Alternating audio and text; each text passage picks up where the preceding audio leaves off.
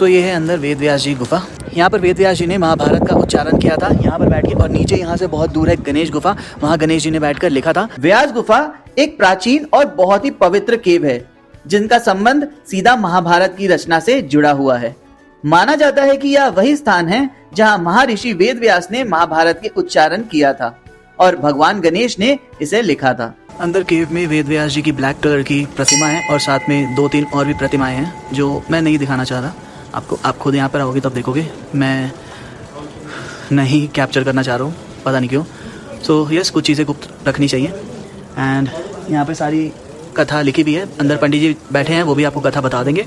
और as of 2022 इस गुफा को 5330 ईयर्स पुराने गुफा है ये, इतने साल इसको हो गए हैं। सो भाई साहब कितनी पुरानी गुफा है, आप सोच सकते हो। सो ये आप मेरे पीछे दर्शन कर रहे हो वेद व्यास गुफा के। अभी अंदर महाराज जी ने कथा सुनाई, मन प्रफुल्लित हो गया जो उन्होंने कथा सुनाई। अभी तो हमें इतनी चीज़ें पता ही नहीं जो उन्होंने डिटेल में हमें बताया कि यहाँ पर बैठ के वेद व्यास जी ने महाभारत की रचना बोली थी और नीचे गणेश गुफा में बैठकर भगवान गणेश जी ने लिखी थी। उनकी एक शर्त थी गणेश जी की, मैं एक ही बार में लिखूंगा, और वेद व्यास जी ने भी बोला था मैं ऐसे ऐसे मंत्रों का उच्चारण करूंगा जो आपको लिखना होगा।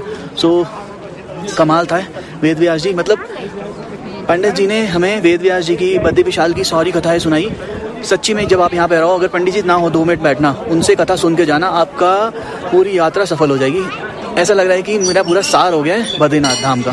सो वेद व्यास जी गुफा ज़रूर आना, पंडित जी से कथा ज़रूर सुनना, बहुत पावर है अंदर, ऐसा आपको बहुत शक्ति का महसूस होगा। सो यस, वेद व्यास जी गुफा आप ज़रूर आना जब आप बद्रीनाथ धाम माना गाँव आते हो। बाहर से वेद व्यास जी की गुफा बिल्कुल ग्रंथ की तरह देखने को लगती है और ऐसा लगता है कि इसके पन्ने हमें दिख रहे हैं।